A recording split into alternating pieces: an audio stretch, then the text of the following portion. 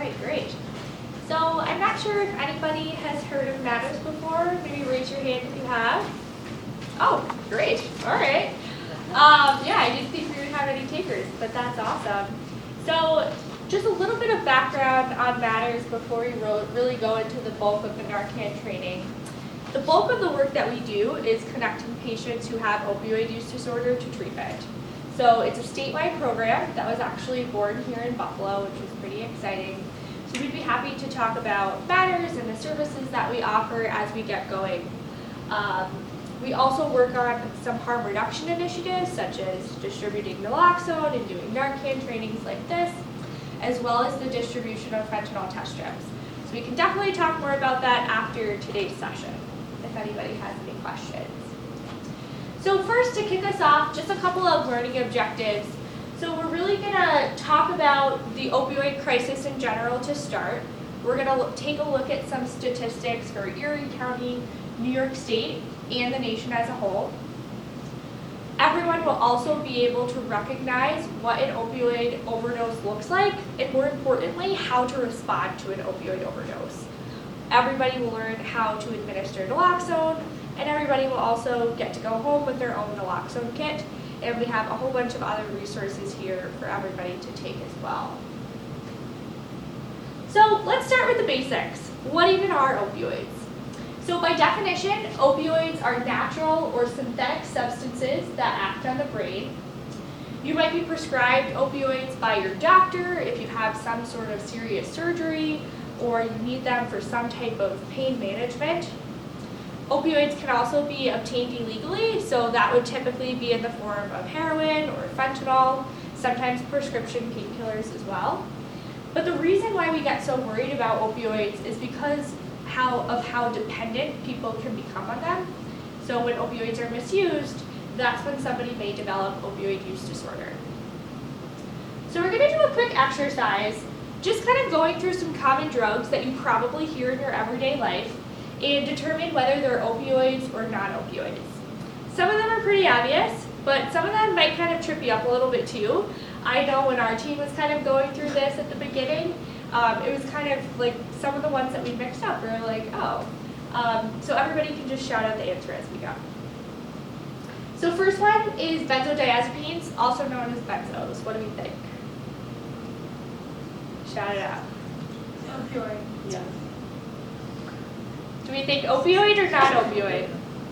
Opioid. Opioid? All right, this one's actually a non-opioid. So benzodiazepines, an example would be Xanax. Next up, we have fentanyl. This one's pretty common these days. What do we think? Opioid? Yes. Good job.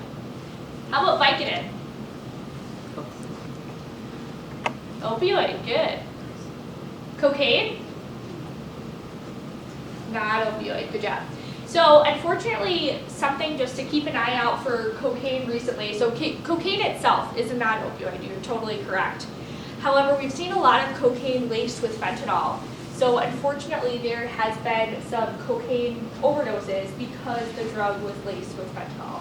So just something to keep in mind. How about heroin? Opioid, good. OxyContin? Opioid, good. I see the head nods. How about Tylenol? Nod. There you go. It's an easy one. Valium? I see a combo. Not opioid. Good job. Okay, good job everyone. Thanks for participating. So here are some statistics in New York State and the nation as a whole. The graph on the left with the blue line is going to show New York State opioid overdose deaths, and on the right, the gray line is the nation as a whole. So in around 2017, the federal government actually declared a national epidemic due to the amount of overdoses that we are seeing related to opioid use. So if you see on both graphs, you see a bit of a spike in 2017. And then with the declaration of this epidemic, we do see a little bit of a decrease. Efforts in the next couple years were basically directed for individuals to help get them treatment and stop prescribing opioids and basically try and get as many people off opioids as we could. Then if you see on both graphs around 2020 and 2019, we see that pick up again. So we see that uprise, and what happened in 2020? COVID-19. So why would that have any influence on people?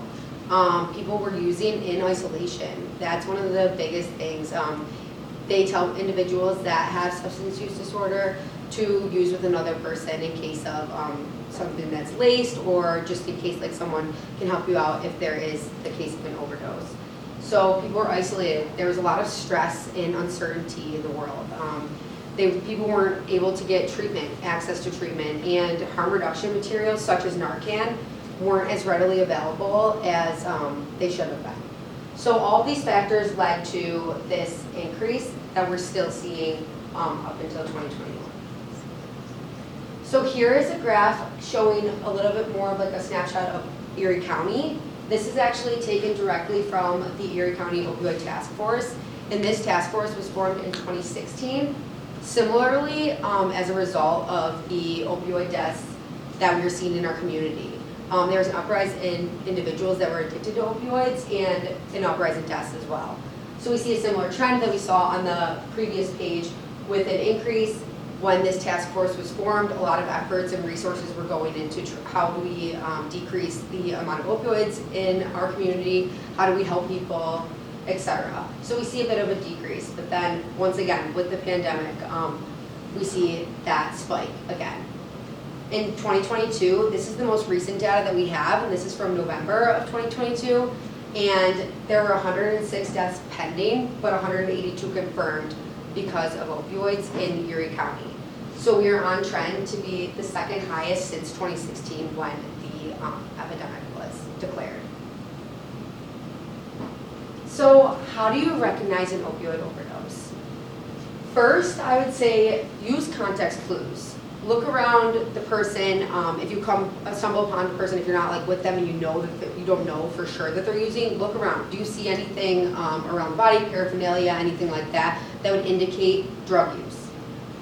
Second, opioids bind to opioid receptors in the brain, and when someone goes into starts overdosing, it's because there's too many opioids on these receptors.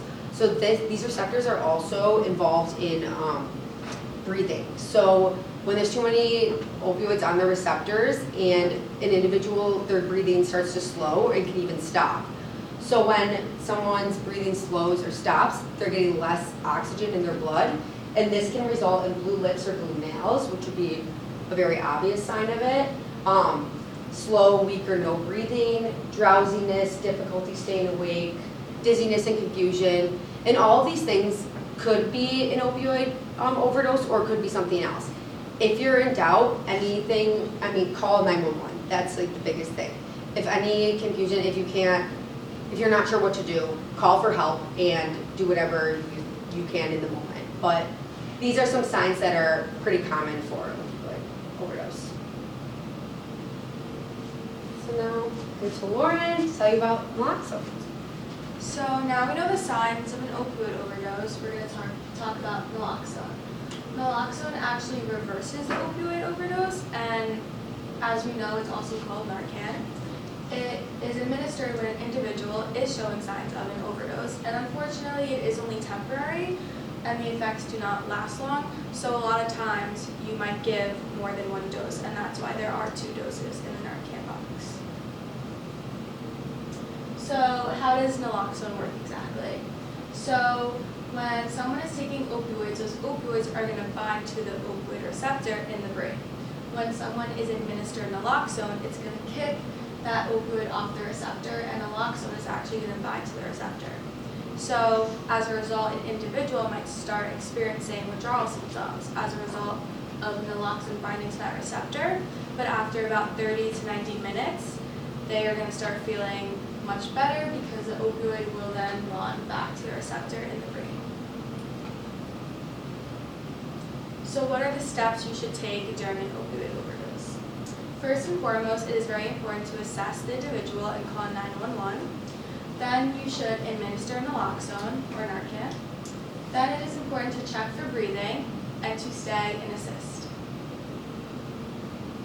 We're going to further go in depth with all the steps. So step 1, assess and call 911. You're going to attempt to wake up the individual by shouting their name. If that doesn't work, try rubbing their sternum and check the individual to see if they are breathing and call 911 immediately. Next, how do we administer naloxone? So you're going to peel back the package to remove the device. Then make sure you're holding the device with your thumb on the bottom of the plunger and 2 fingers on the nozzle. And then you're going to place and hold the tip of the nozzle in either nostril, it does not matter, until your fingers touch the bottom of the patient's nose. And then you're going to press the plunger to release the NARCAN into the patient's nose.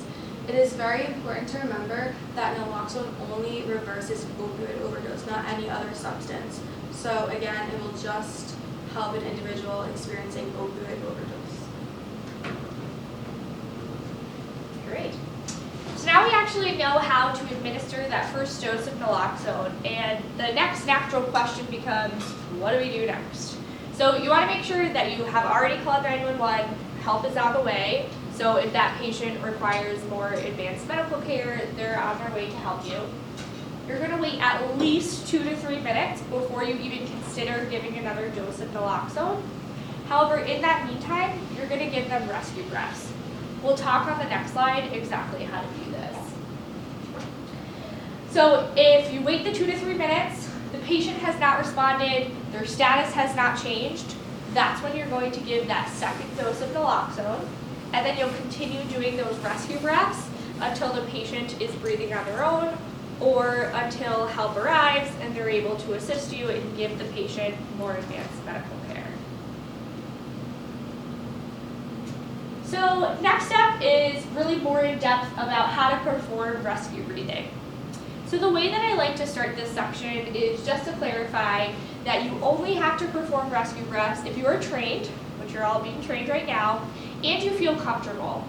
So if you have a barrier device with you, like some sort of bag mask or something like that, or like some sort of mask, some sort of barrier device, definitely use that. So what you're going to do, you're going to put this individual laying on their back. You're going to make sure they're on like the floor or a firm, flat surface.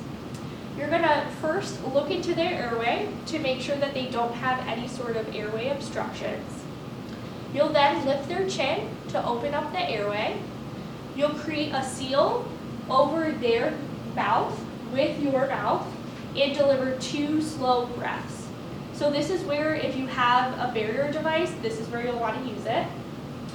Then after you give those initial 2 breaths, you'll continue with 1 breath every 5 seconds until the person is breathing on their own again.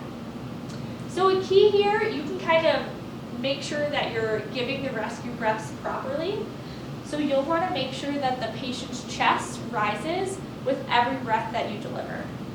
If you happen to see the patient's stomach rise as opposed to their chest, that means that the air is actually going to their stomach and not into their lungs. So you just don't want to give as much air for the following breath.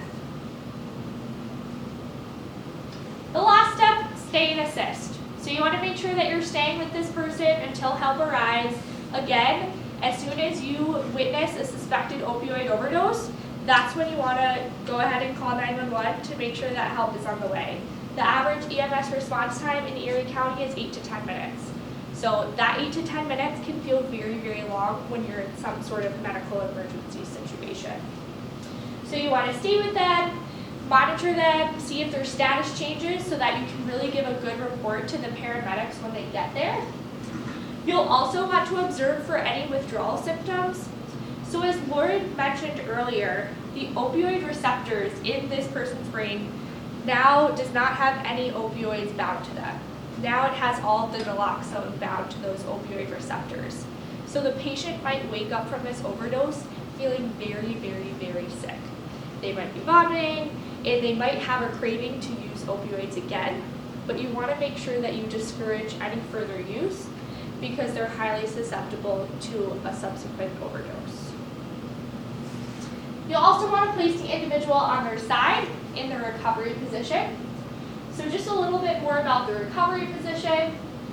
essentially when the patient wakes up from an opioid overdose, there's a high likelihood that they might start vomiting. So just to keep that person safe, you want to make sure that they're on their side so that if they do vomit, they don't choke or aspirate on their vomit.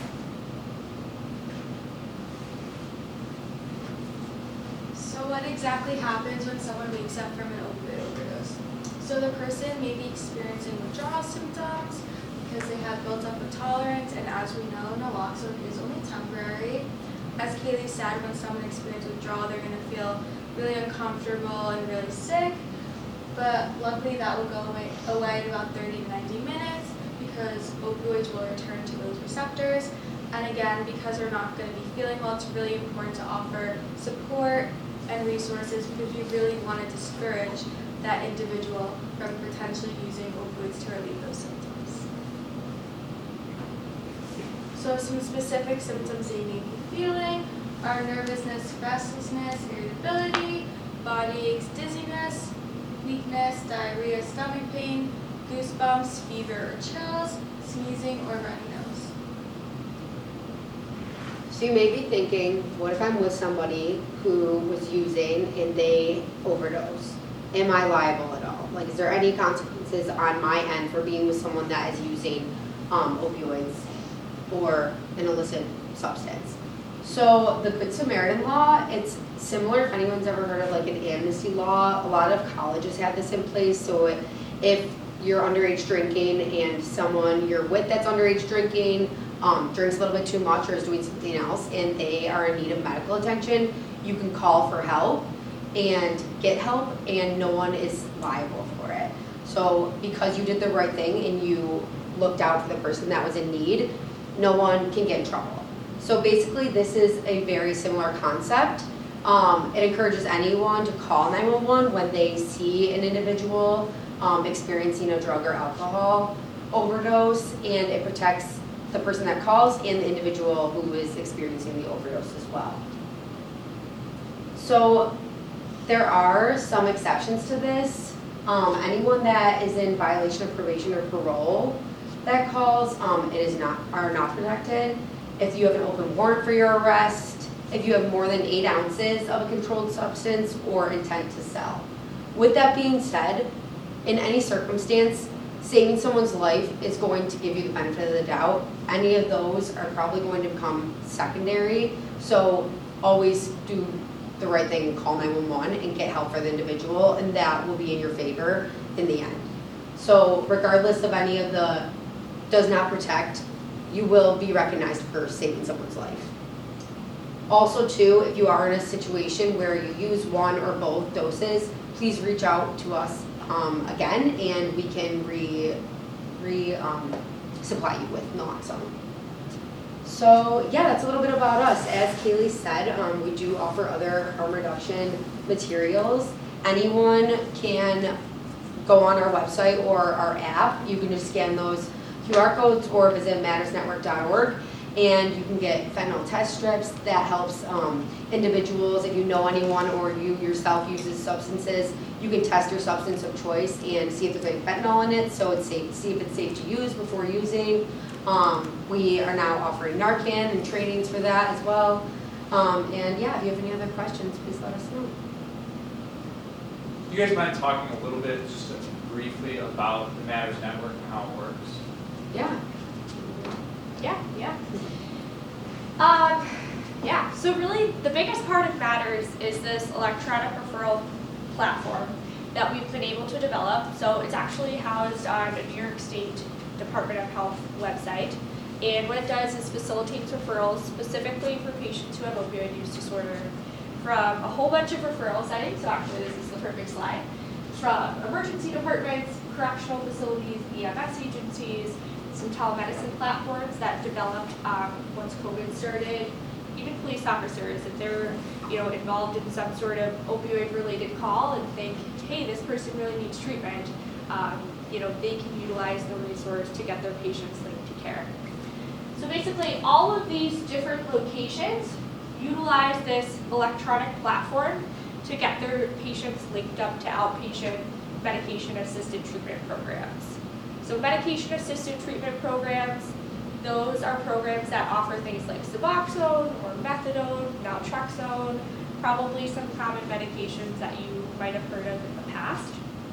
So we also offer a bunch of wraparound services with that referral. So we really want to make this patient the most successful that they can be. So we offer medication vouchers if the patient happens to be uninsured. We offer transportation vouchers through Uber Health if they do not have a ride to their appointment. We offer linkage to peer services. So if the patient just needs that additional support and maybe just kind of wants to talk through some barriers that they're experiencing, we link them with a peer in their own community. So this program started in Buffalo by Dr. Josh Lynch. He actually lives in Clarence and is on the school board. But he's an emergency medicine physician and started the program. It's now all across New York State. So we have the team working here in Buffalo still, but we have folks all across New York State who work to expand the program and also just to oversee the daily operations of the referral site. And then I think we talked a bunch about the new harm reduction initiatives like the NARCAN trainings and the fentanyl test strip distribution, but really that linkage to care piece is our bread and butter. Any questions on either the matter side of things or the NARCAN training? Anything that we can clarify? Yes, Katie? What happens if you give NARCAN to someone who's not overdosing on opioids? Yeah, that's a great question. Nothing. So, if you have a person, if there's any sort of situation where you suspect the patient is experiencing an opioid overdose, give naloxone. If you happen to give naloxone and either A, they're just sleeping and playing a joke on you, or B, they're overdosing on some other substance that naloxone is not going to work on, it's not going to harm the patient. So any suspected situation of an opioid overdose, give the naloxone. Great question. What if a young child gets a hold of it and somehow administers it to themselves? Yes, so it's still not going to affect a young child or harm them in any way, but I would probably also recommend calling their pediatrician. So you can use it under the age? Yes. Yep. Is there like a temperature threshold that like? Yes, there is. So if you were to keep NARCAN in your car right now, it would freeze. If you were to keep it in your car on a really hot summer day, it could also become inactive. So the temperature threshold is right on the back here, but essentially you want to keep it at room temperature. So everybody will get a NARCAN kit. It does have 2 doses in it. So the standard box has 2 doses. So as we talked about, you'll give that first dose, and after 2 to 3 minutes, if the status of that individual does not change, that's when you'll give that second dose. If you only use 1 dose for some reason, resupply your supply. You should really always have 2 doses on you. Yep. Does it expire? Yes, it does. The expiration date is right on here, and as soon as it expires, you want to get rid of that box and get a new box. Yep. Does it ever come with its own mouth barrier? So I have not seen a NARCAN kit come with it. You'll probably have to get a barrier device separately. That's a good question though. They might make some sort Just of like a little plastic kit. that they put Yeah. in the CPR dolls, Right. just like add it. Yeah, no, that's I also teach CPR, Good so idea. you guys should also get certified in CPR.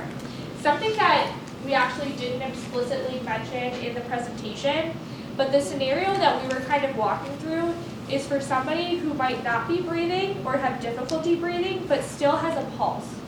If somebody does not have a pulse, you're going to prioritize CPR. You can still give naloxone, you still want to call for help, but if you're trained and able to give CPR, you're always going to prioritize CPR if the patient does not have a pulse. Do they have to breathe it in, or if they're not breathing, it still gets absorbed? Yep, It's so, not like an inhaler nope, type I of thing?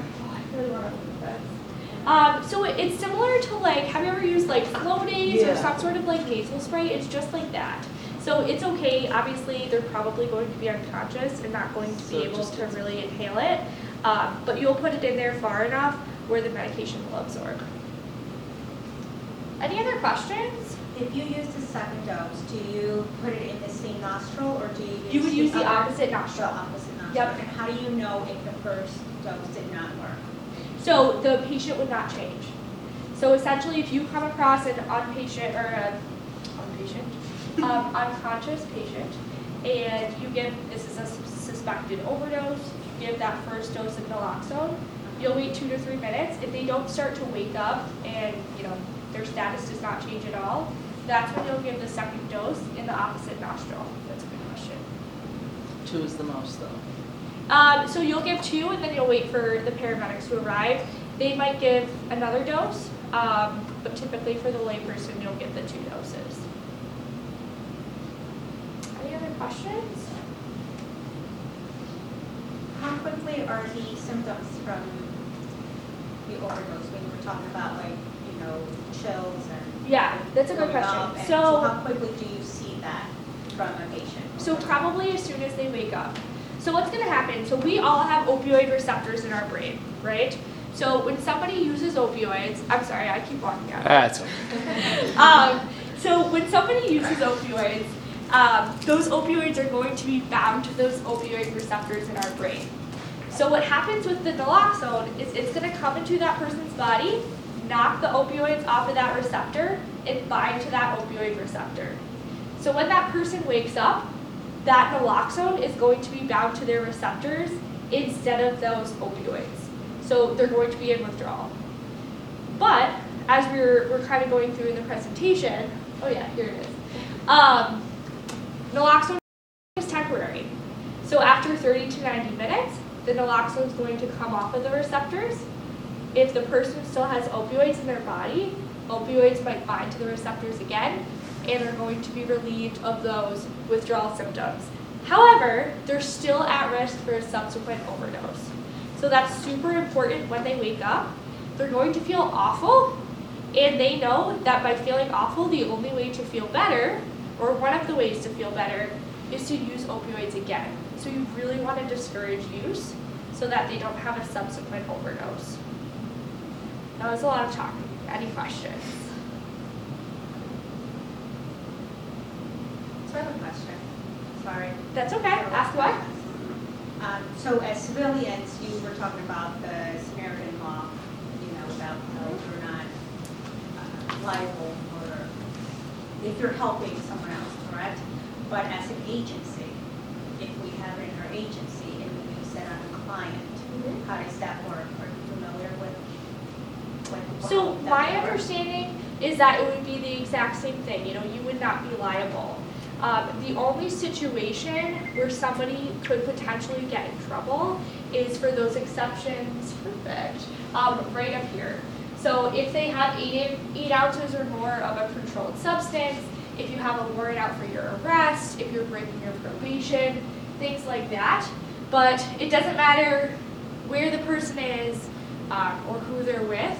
The Good Samaritan law will protect the person who is calling and the person who has overdosed. So bottom line, suspected overdose, call 911.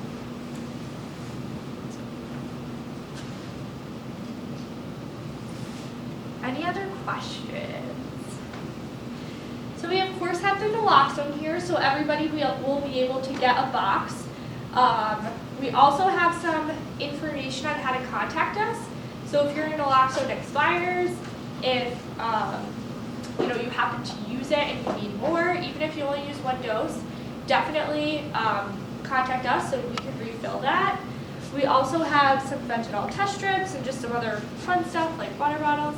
So feel free to take anything that you guys want. We'll be here for another little while just to, oh yes, that's perfect. We'll be here for another little while just to answer questions. We also have, so there's a program here in Western New York. It covers all 8 counties. It's called the Western New York Addiction Treatment Hotline number. It started back in May, but it's super convenient for patients. So essentially all you have to do, it's a hotline number. So you call the phone number, kind of give the lowdown on what's going on with the individual. They're promptly connected to a telemedicine provider, usually within like 20 minutes or so. The patient is evaluated, given buprenorphine or Suboxone if they're in withdrawal and they need medication, And they're also given a referral to treatment through the Matters program. So they'll be linked up with long-term treatment as well. So if you happen to know anybody who could benefit from being linked to treatment, definitely take a stack of cards. We have plenty.